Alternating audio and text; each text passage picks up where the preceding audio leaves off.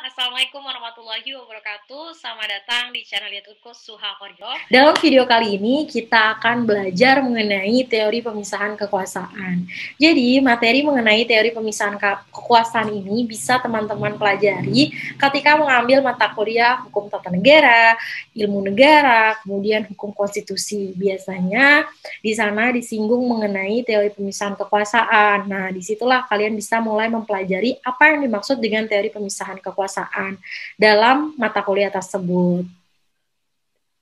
Untuk bisa memahami apa sih yang disebut sebagai teori pemisahan kekuasaan dan mengapa teori pemisahan kekuasaan ini ada, aku akan memulainya dari pengertian suatu negara. Negara itu kan sebenarnya sebuah entitas yang mana negara itu punya power, punya kekuasaan. Ya, kalian masih ingat teori pembentukan suatu negara? Salah satunya ada teori kontrak sosial.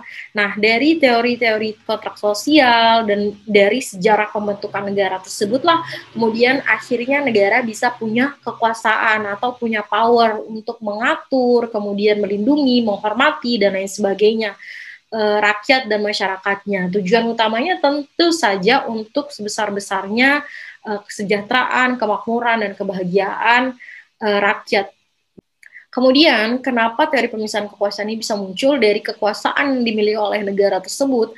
Negara harus mendistribusikannya, harus membagikannya terhadap organ, institusi, atau lembaga negara, ya, you name it lah. Itu negara harus punya pembagian, harus mendistribusikan kekuasaan tersebut terhadap organ-organ dalam suatu negara yang berfungsi untuk melakukan kegiatan-kegiatan dalam rangka mencapai tujuan suatu negara, seperti itu. Jadi disinilah kemudian muncul yang namanya gagasan atau teori pemisahan kekuasaan. Jadi kekuasaan itu muncul ada dalam suatu negara itu tidak boleh terdesentralisasi, tidak boleh dipegang oleh satu tangan aja nih, tidak boleh hanya berada di dalam satu tangan, tidak boleh berada di dalam satu organ saja, karena nantinya dikhawatirkan hal tersebut dapat memicu terjadinya tirani kekuasaan. Oke, kemudian kita akan bicara mengenai sejarah dari teori pemisahan kekuasaan itu sendiri. Jadi konsep pemisahan kekuasaan itu seperti yang udah aku sebutkan sebelumnya, lahir untuk menghindari terjadinya tirani kekuasaan. Pada awalnya gagasan mengenai teori pemisahan kekuasaan itu berkembang di Inggris pasca runtuhnya monarki absolut dari Raja James yang terjadi di bawah Raja James II setelah Glorious Revolution tahun 1688. Nah, ide dasar yang terkandung dari teori pemisahan kekuasaan ini adalah bahwa kekuasaan itu tidak boleh terpusat, tidak boleh terkonsentrasi dalam satu tangan atau satu organ yang seperti tadi sebelumnya sudah aku jelaskan. Kalau kita berbicara mengenai sejarah, maka di sini aku akan memberitahu siapa sih sebenarnya tokoh pertama yang memunculkan atau menggagas adanya teori pemisahan kekuasaan itu sendiri. Oke, jadi tokoh pertama yang menggagas mengenai teori pemisahan kekuasaan itu jika ditelusuri berasal dari pemikiran John Locke. Jadi tokoh pertama yang mencetuskan teori pemisahan kekuasaan itu adalah John Locke, ya. Dari pemikiran John Locke yang membagi kekuasaan menjadi 3. Pertama adalah eksekutif, kedua legislatif, dan ketiga federatif.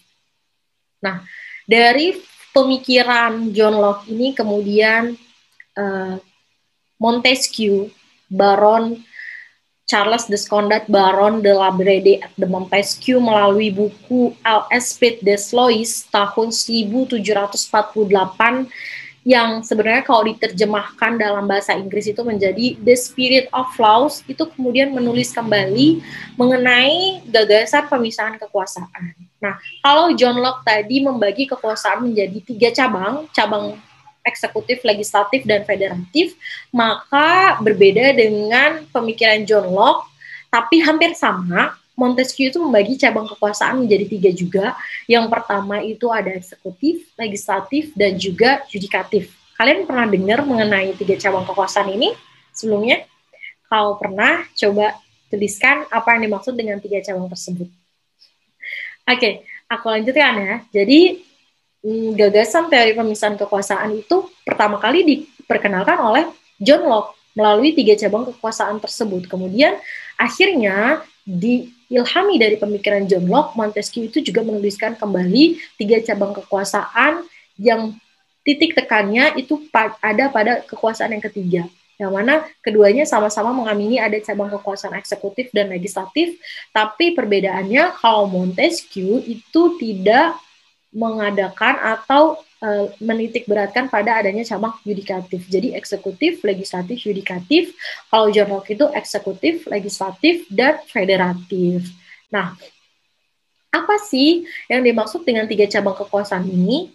Yang dimaksud dengan 3 cabang kekuasaan ini adalah kekuasaan eksekutif itu sebagai pelaksana dari undang-undang, sedangkan kekuasaan legislatif itu berfungsi sebagai policy making atau pembuat undang-undang atau pembuat aturan. Dan yang ketiga, kalau cabang federatif itu sebenarnya salah satunya mengurus mengenai hubungan internasional ya, hubungan dengan antar negara. Nah, kalau dalam pemikiran Montesquieu, cabang yang ketiga itu kan yudikatif. Nah, kalau yudikatif ini berkaitan dengan penegakan hukum, seperti itu, menilai benar atau salahnya dalam suatu peradilan, kayak gitu. Memutus suatu perkara, itu dimasukkan dalam cabang kekuasaan yudikatif. Itu teman-teman. Nah, dari kedua pemikiran, John Locke dan juga Montesquieu mengenai teori pemisahan kekuasaan, yang banyak diikuti oleh negara-negara adalah teori pemisahan kekuasaan yang dicetuskan oleh Montesquieu. Yang mana teori Montesquieu ini dikenal sebagai trias politica dan juga diberlakukan di Indonesia salah satunya ya. Melalui 3 cabang kekuasaan ini kemudian terjadilah adanya pemisahan kekuasaan seperti itu. Kalau tadi kita sudah membahas mengenai 3 cabang kekuasaan eksekutif, legislatif, yudikatif, sekarang kita akan coba membahas mengenai apa contoh dari ketiga cabang tersebut. Contohnya dari cabang legislatif dulu deh. Legislatif itu kan yang membuat fungsinya untuk meregulasi, membuat suatu peraturan perundang-undangan ya, membuat suatu aturan. Jadi dari cabang legislatif ini ada apa saja organ atau lembaga negara yang diberikan kewenangan untuk menjalankan fungsi ini? Coba sebutin. Yang pertama, Majelis Permusyawaratan Rakyat. Dalam konteks ketatanegaraan Indonesia ya, kita beri contohnya. Ada Majelis Permusyawaratan Rakyat atau MPR. Kemudian kedua, ada Dewan Perwakilan Rakyat atau DPR. Ada Dewan Perwakilan Rakyat Daerah atau DPRD, dan juga ada perwakilan daerah, Dewan Perwakilan Daerah atau DPD. Nah, itulah salah satu contoh lembaga negara atau organ negara, contoh organ negara yang memegang cabang kekuasaan legislatif seperti itu. Kemudian apa yang dimaksud dengan cabang kekuasaan eksekutif? Nah, cabang kekuasaan eksekutif ini kan sebenarnya fungsinya untuk menjalankan dari undang-undang ya, menjalankan aturan. Nah, cabang kekuasaan eksekutif ini biasanya dipimpin oleh seorang kepala negara atau kepala pemerintahan. Di Indonesia sendiri, dalam negara Indonesia menganut sistem pemerintahan presidensial, maka kepala pemerintahan, presiden itu menjabat sebagai kepala pemerintahan dan juga kepala negara. Jadi presiden ini membawahi atau memimpin cabang kekuasaan eksekutif seperti itu. Yang terakhir, mengenai trias politika, cabang kekuasaan yudikatif, apa contoh organ lembaga negaranya? Contohnya, yang pertama ada Mahkamah Agung yang membawahi institusi peradilan seperti peradilan agama, peradilan negeri, kemudian peradilan khusus, kemudian juga yang kedua ada Mahkamah Konstitusi. Mahkamah Konstitusi ini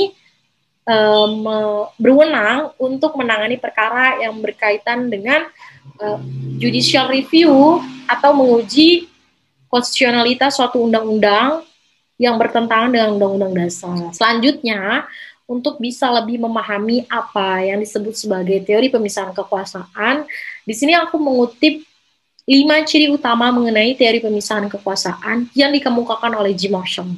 Jadi, Jim Marshall itu menyatakan dalam bukunya yang berjudul Constitutional Theory bahwa ada 5 ciri utama yang bisa kita gunakan untuk melihat apakah negara atau apakah negara tersebut menganut teori pemisahan kekuasaan atau tidak. Apakah dalam konstitusi itu ada gagasan pemisahan kekuasaan atau enggak.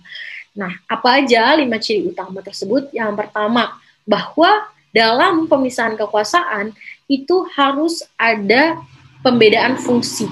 Ya, seperti yang udah dijelaskan tadi, bahwa ada yang namanya fungsi pembuat aturan, ada yang melaksanakan, ada yang menilai konflik, ada yang menilai konflik atau perselisihan. Nah, jadi salah satu ciri utama dari pemisahan kekuasaan adalah harus ada pembedaan fungsi antara satu organ dengan organ lainnya.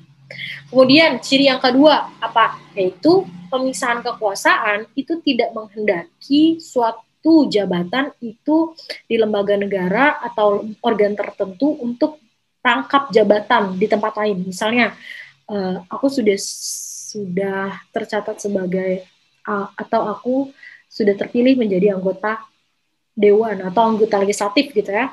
Nah, di situ aku nggak boleh untuk merangkap dengan jabatan lain. Misalnya aku merangkap sebagai jabatan di jabatan eksekutif, sebagai menteri juga, sementara aku juga punya jabatan di legislatif sebagai anggota DPR. Nah, itu tuh tidak boleh. Jadi tidak boleh rangkap jabatan. Salah ciri utama dari pemisahan kekuasaan. Kemudian ciri yang ketiga, yaitu adanya prinsip check and balances. Apa sih yang dimaksud dengan check and balances? Jadi setiap organ atau setiap fungsi itu harus saling mengimbangi, harus mengendalikan. Supaya apa? Supaya tidak terjadi kewenangan yang tidak terkontrol gitu ya. Atau kan dalam bahasa ada gium yang terkenal itu kan, power tends to corrupt and absolute power corrupts absolutely kan. Jadi meskipun pemisahan kekuasaan itu sudah dipisah-pisahkan, sudah didistribusikan, tapi tetap harus ada kontrol, check and balance antara organ yang lain, antara satu organ dengan organ lainnya. Misalnya eksekutif mengontrol dengan legislatif dikontrol oleh yudikatif. Contohnya apa dari prinsip check and balances ini? Contohnya ketika organ legislatif itu membuat suatu peraturan perundang-undangan, kemudian organ yudikatif punya kewenangan untuk menilai apakah aturan yang dibuat tersebut bertentangan dengan konstitusi atau tidak. Nah, seperti itu. Itu yang disebut dengan prinsip check and balances antar lembaga negara. Kemudian yang keempat, utama dari teori pemisahan kekuasaan adalah tidak boleh adanya intervensi atau ikut campur. Jadi masing-masing fungsi kekuasaan eksekutif, legislatif, yudikatif itu menjalankan kewenangannya secara independen gitu ya. Ketika menjalankan kewenangannya tidak boleh ada intervensi, tidak boleh ada campur tangan dari organ atau individu tertentu. Dan terakhir mengenai ciri pemisahan kekuasaan adalah menghendaki koordinasi dan kesederajatan, dalam artian semua fungsi itu baik legislatif, yudikatif, eksekutif itu masing-masing bersifat koordinatif, memiliki kedudukan yang sama. Jadi masing-masing fungsi dalam cabang kekuasaan itu tidak ada yang lebih tinggi, tidak ada yang lebih rendah, kesemuanya itu punya derajat yang sama. Jadi mereka bisa saling mengontrol, tidak saling intervensi, dan lain sebagainya. Itu yang dimaksud dengan teori pemisahan kekuasaan. Dan di sini terakhir aku akan merekomendasikan sebuah buku yang bisa teman-teman baca untuk memahami lebih jauh mengenai teori pemisahan kekuasaan. Kalian bisa baca buku yang ditulis oleh Profesor Dr. Jimli Asidki yang judulnya Konstitusi dan Konstitusionalisme Indonesia, diterbitkan oleh Sinar Grafika tahun 2014 ya. Itu aja yang bisa kita pelajari hari ini mengenai teori pemisahan kekuasaan. Kalau teman-teman ingin belajar mengenai materi hukum lainnya, kalian bisa follow Instagram @materihukum dan kalian juga bisa follow Instagramku @suakoriro. Sampai jumpa lagi di video-videoku selanjutnya. Bye. Assalamualaikum.